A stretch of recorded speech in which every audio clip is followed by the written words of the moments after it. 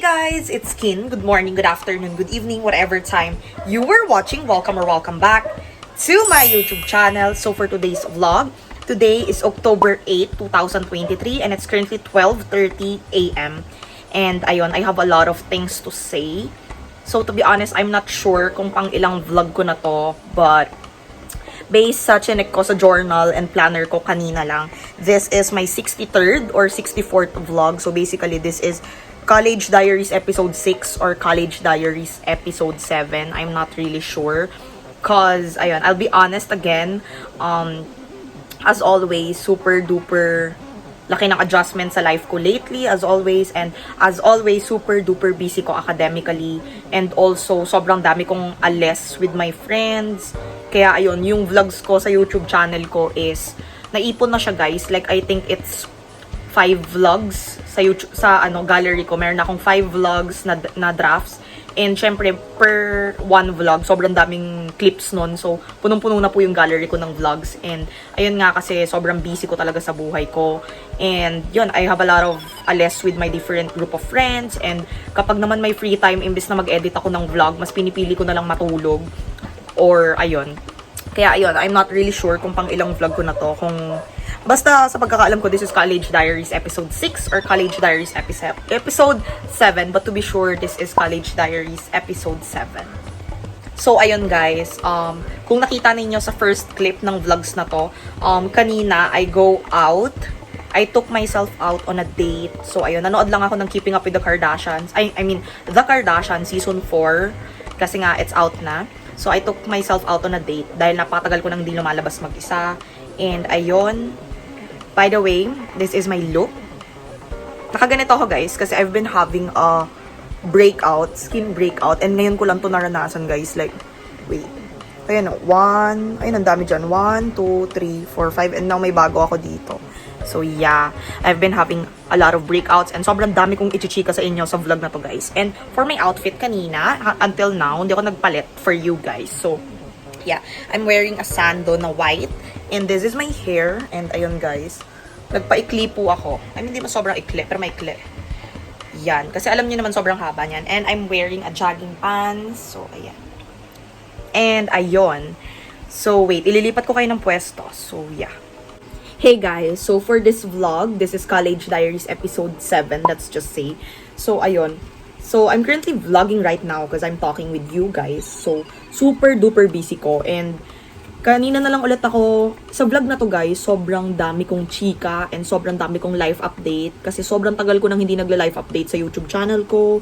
And ayun, I have a lot of things to share sa inyo guys. But before that, kanina na lang ulit ako nakapag-journal and planner dahil sa daming pangyayari sa buhay ko lately. And yeah, I wrote down, I mean hindi lang yan, wait lang. I'm going to show you. I really missed you guys. So ito, sobrang daming nakasulat like dito, yan. Kasi sobrang tagal kong hindi nag-journal and nag-planner. So, ayun, sobrang dami kong na-missed out. So, kanina nagre-write ako and medyo nakatulong siya sa mental health ko. So, 1, 2, and then 3, 4, and then 5, 6. So, ayun guys. Sobrang dami kong chika sa vlog na to and I hope huwag nyo skip. So, ayun. Dito guys, sinulat ko yung mga lahat-lahat na kailangan kong ma-accomplish. So, ayan, sobrang dami, guys. And then, dito, nakalagay dito yung checklist ko ng all subjects. So, may checklist siya, guys, para yung mga na-review ko na, i-check ko, para organize sa utak ko na na-review ko na yung subject na yun. And then, dito naman, nakasulat yung schedule ng prelims ko. Kasi prelims ko na this Monday, starting this Monday. So, this week, this is my prelims. So, nirite ko yung mga schedule ko, yung pagkakasunod-sunod ng subject. And yun dito naman guys, yung done subjects. Ibig sabihin, kapag tapos ko na matake, tapos may score, dito ko ilalagay. So, ayun. And dito naman sa part na to, sinulat ko, di ba ito, lahat ng things to do na kailangan ko ma-accomplish. Dito nire-write ko siya. Sinulat ko lang yung mga kailangan, yung kailangan kong i-prioritize, and kailangan kong matapos ngayong gabi. Ngayong gabi. So, yun. I'm just explaining to you guys. I really, really missed you. I swear, I really do. So, ayun guys, yun. Nakalagay dito, unang need kong gawin is vlog 63. So, which is now. Ayan na nga guys, nagva-vlog na ako and nag-retouch ako. And I'm currently talking to you guys. So, yeah. And yung next kong kailangan gawin after ko mag-vlog is mag-review sa first subject. Then, mag-review sa second subject. And after that, yung last na kailangan ko i-accomplish today or tonight is a self-care. So, ayun. Done na ako i-explain sa inyo. And I think, guys, ang mangyayari sa vlog na to is, I think, first, isasama ko kayo sa self-care night ko later. Kahit sobrang pagod na ako, isasama ko kayo because I missed you and gusto ko kayo isama. And next is isasama ko din kayong tapusin kasi tapos na ako sa mga assignments, quiz, and PETA na kailangan kong gawin. So basically, ang gagawin ko na lang is magre-review for my prelims and isasama ko kayo doon. So yun nga.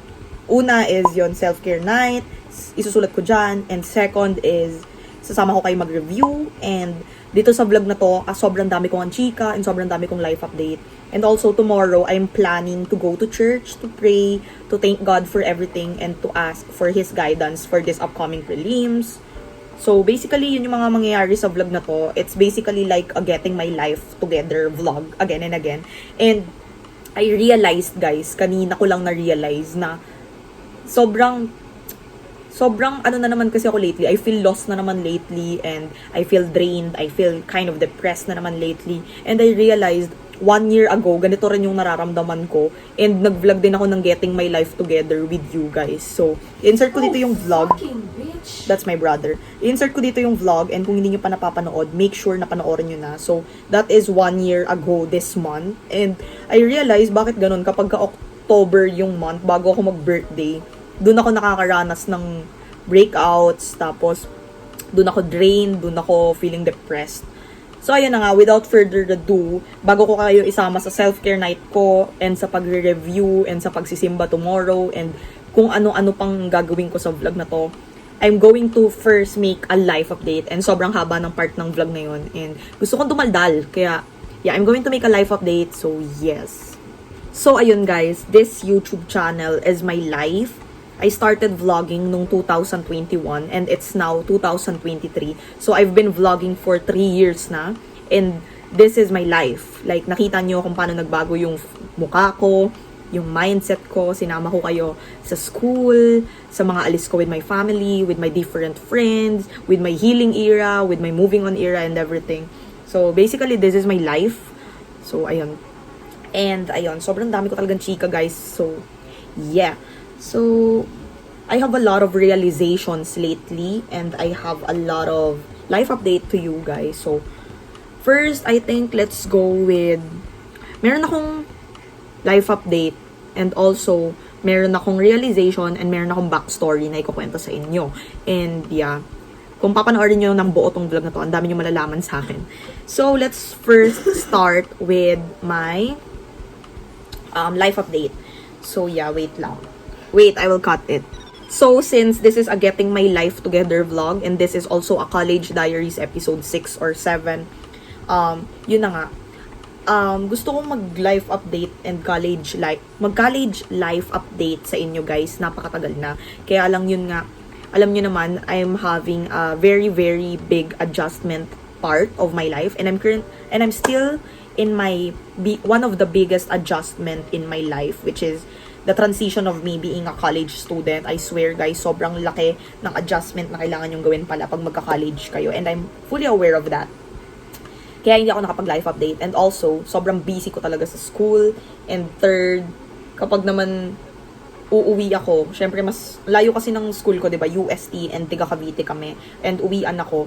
So, kapag may free time naman, imbes na mag-vlog or mag-edit ng vlog, natutulog na lang ako. And also, napakadami ko ding alis with my different group of friends. And right now, nadagdagan na naman yung friends ko. Kaya mas marami akong alis. So yeah, basically, in short, super duper busy ko. Kaya I've been planning and wanting to have a life update with you guys. Kaya nga lang, sobrang busy ko. So ngayon ko na lang siya gagawin. So ayun, first is, number 1, sobrang laki ng adjustment ko sa buhay. And yeah, yun nga, kagaya na sabi ko kanina, I'm still, even na magto 2 months na akong college this October 9, 2 months na akong college, but I'm still in my adjustment era. I think hanggang matapos tong first year college ko, adjustment pa din siya. So yun yung first. And yung second life update ko, when it comes to school, what I can say is, sobrang nakakapagod. Sobrang nakakapagod. 50% sobrang pagod na pagod ako sa school, and 50% sobrang saya ko. Legitly, sobrang saya ko. I'm currently living one of the best era of my life right now. And yon. Pagdating sa academically, I can say I'm proud of my academic performance sa school. Kasi, yun, nagre-recite pa din ako ng nagre-recite, guys. Because fun fact about me, I'm a recitation kind of girl. I'm an essay girl. So, yun, mahilig talaga ako mag-recite. And, pagdating sa ACADS, never naman ako na late mag-submit ng mga assignments. And almost all of my quiz and performance task naman sa school is high grade or high scores. Or kung hindi high, napaperfect ko siya. So, mag-insert na lang ako dito ng mga pictures as a proof. So, basically, my college life sa UST, it's literally one of the best decisions I've made so far. And yeah, ang masasabi ko, guys, is sobrang pagod nga, pero sobrang saya. And yung mga profs, sobrang galing nila magturo as I've expected. And also, sobrang close ko naman na rin yung mga blockmates ko. And yun, sobrang saya, sobrang galing ng mga profs. And I can say that I'm satisfied with my academic performance lately. But I'm very, very tired. And third is, when it comes to my emotions naman nga sa school, is, ayun nga, sinabi ko, sobrang saya ko. Like, legit. Kaya lang, dumating ako sa point na, sa sobrang saya ko, I feel lost na. Kasi, I don't know, iba lang kasi yung buhay ko nung senior high school sa buhay ko ngayong college. Kaya kapag sobrang nag-e-enjoy ako ngayong college, nagkakaroon ako ng guilt afterwards. Kasi pakiramdam ko may napapabayaan ako pag sobrang saya ko. And fourth, when it comes to friends, I have a lot of friends na.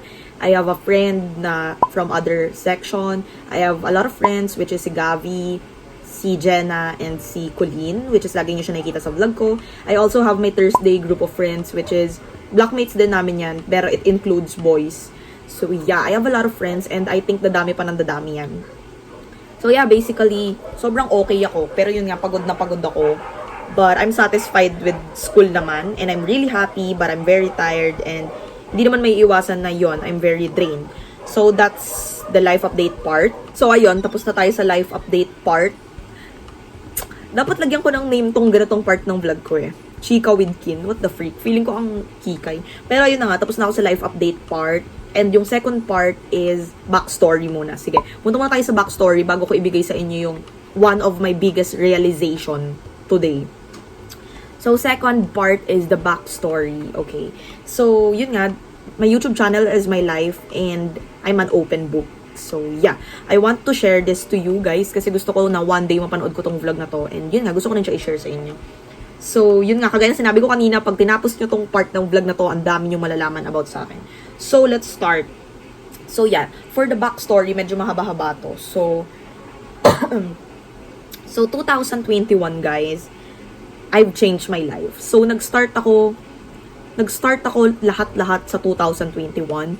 Kaya, simula ng 2021 up until now at sa mga parating na taon, yun yung taon para sa akin ng buhay ko. Gets nyo ba? Like, so, ayun. Let's start with 2021 sa backstory. So, 2021, I've changed my life. Mag-insert ako dito ng picture para mas ma-imagine nyo siya.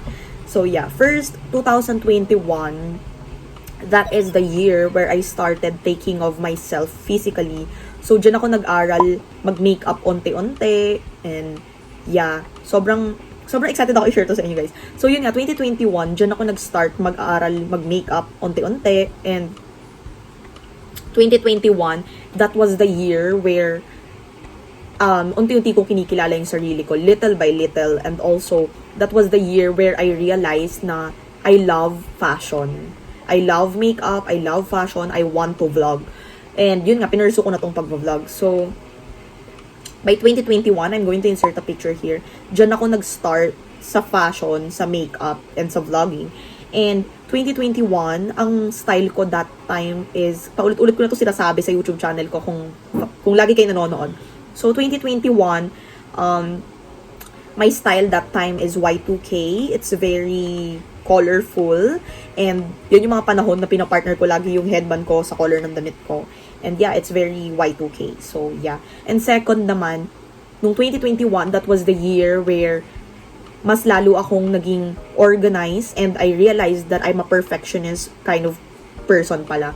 So yun, nag-aral ako ng mabuti. I was grade 10 that time and I graduated as an honor student, which is, insert ko dito yung vlog, napanood nyo, kung napanood nyo na.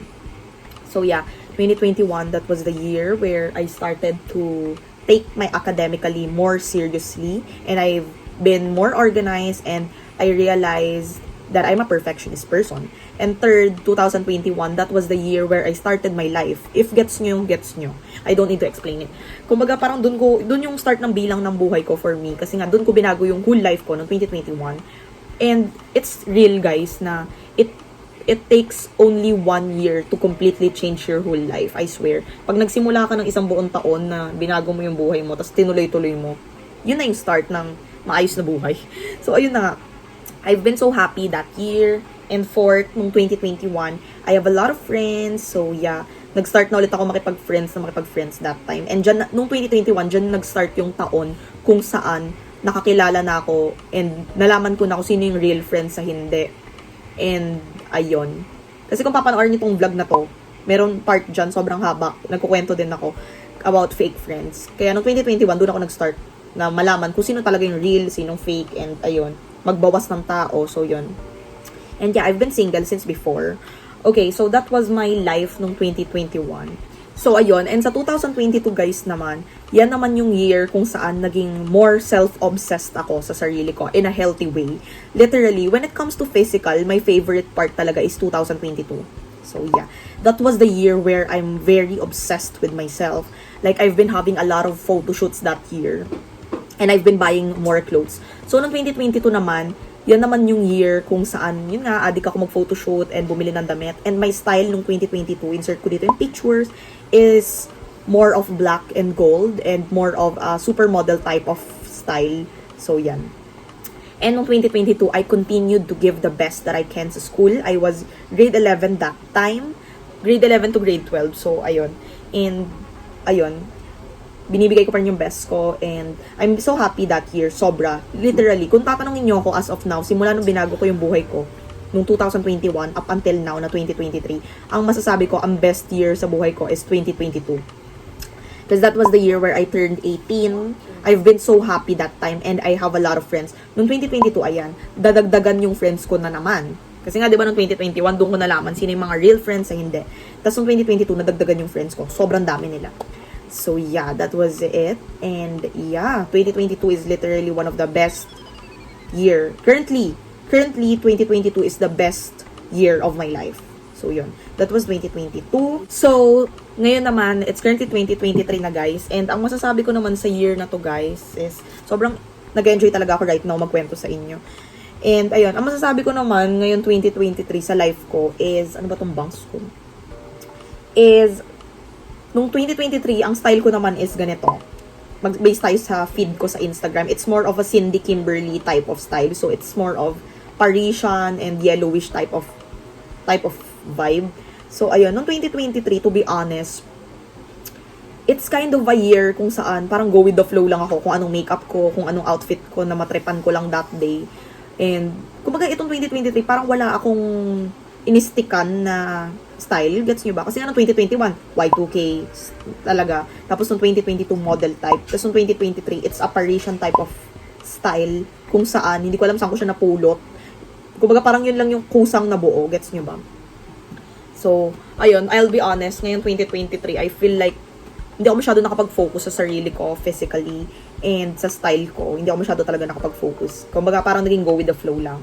And 2023, I can say it's not my year But 2023, there has been a lot of blessings na dumating. And yung mga blessings na dumating ngayon 2023, yun yung mga goals and dreams ko simula nung bata ako. So first, the 3 biggest blessings that I've received this 2023, I'm going to share it with you guys because you are my life.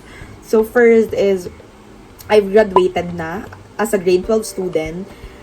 So, ayan, nag-graduate ako this year as a consistent honor student. So, ayan, sinama ko kayo guys sa lahat ng process ko sa pag-aaral. Nakita nyo yun sa vlog ko hanggang sa pag-graduate ko. So, yan yung pinaka-biggest blessing una. And second is ito. My second biggest blessing is I graduated. Bukod sa consistent honor student, I graduated. Third biggest blessing that I've received this year is UST.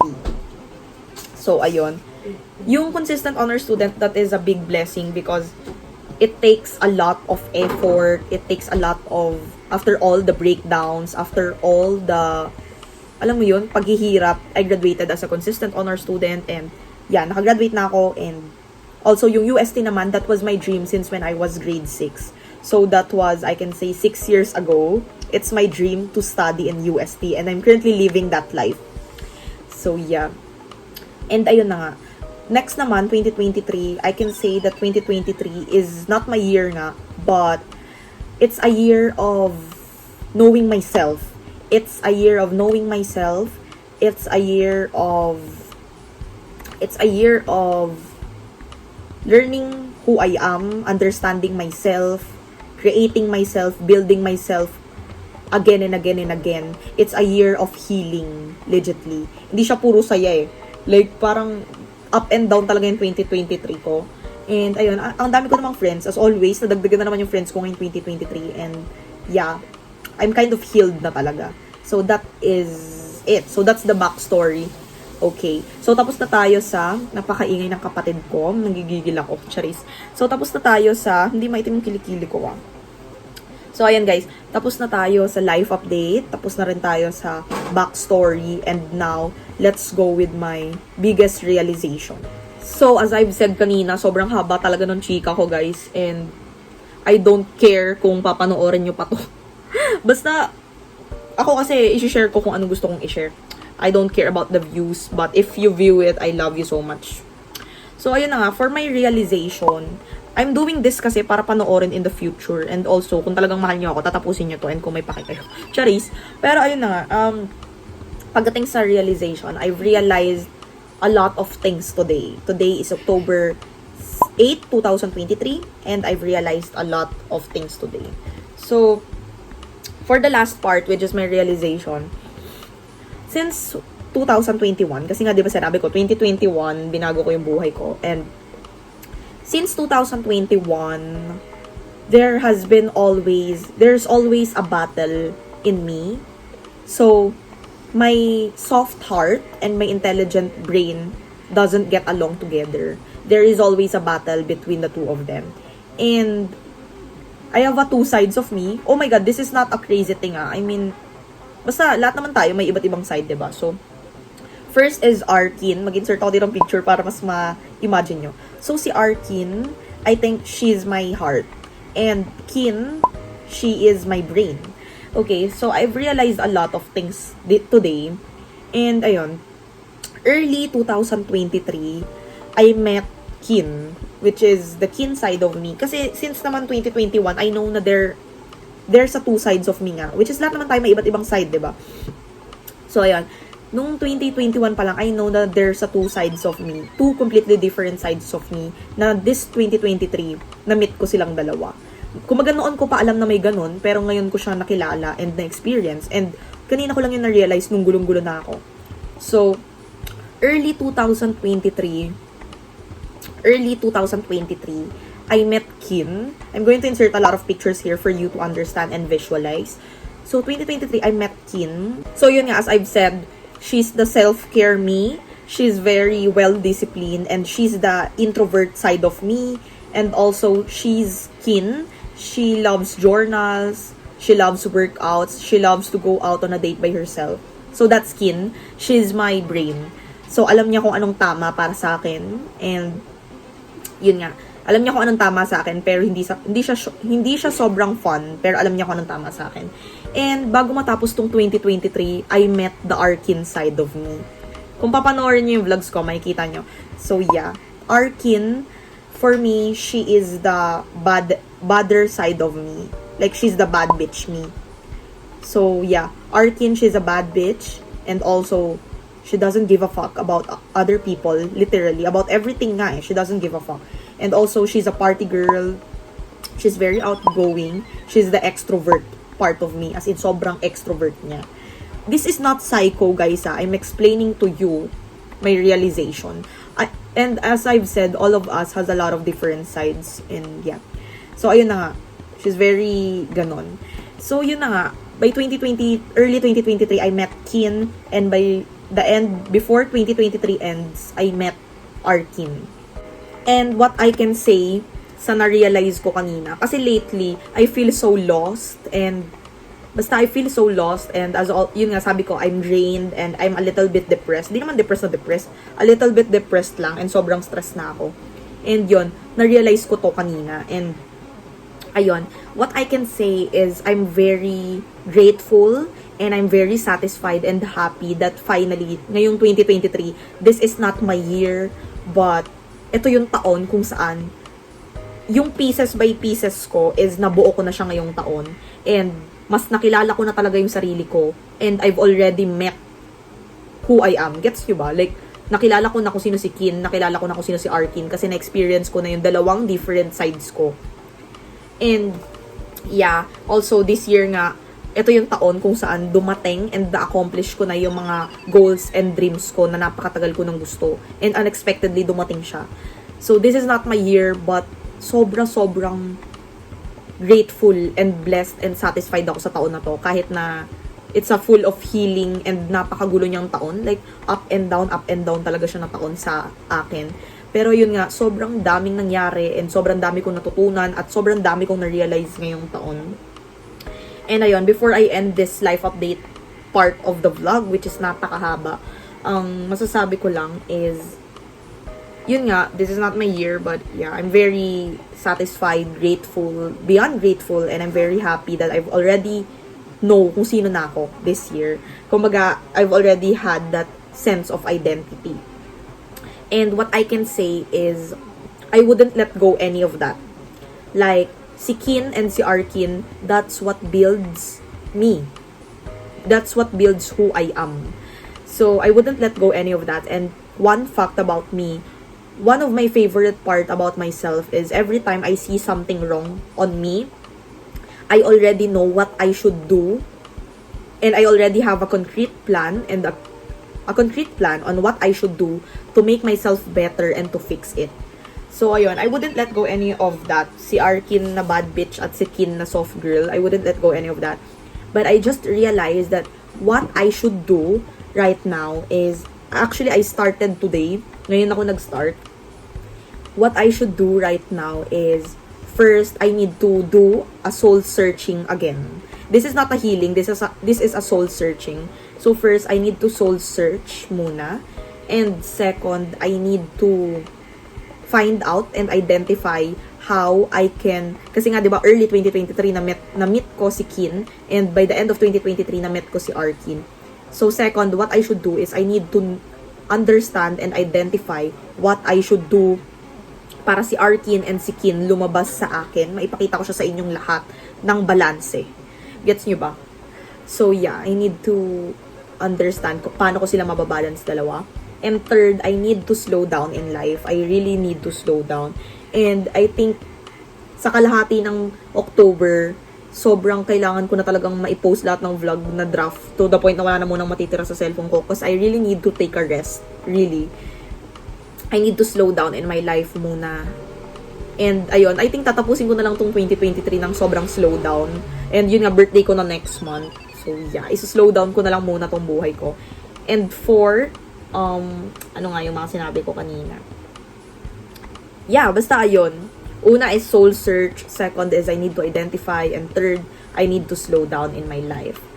So, yun lang naman. Sobrang laking realization ko siya. And ang masasabi ko lang sa inyo, sa 18 years of existing ko, ito yung pinakamalaking realization ko.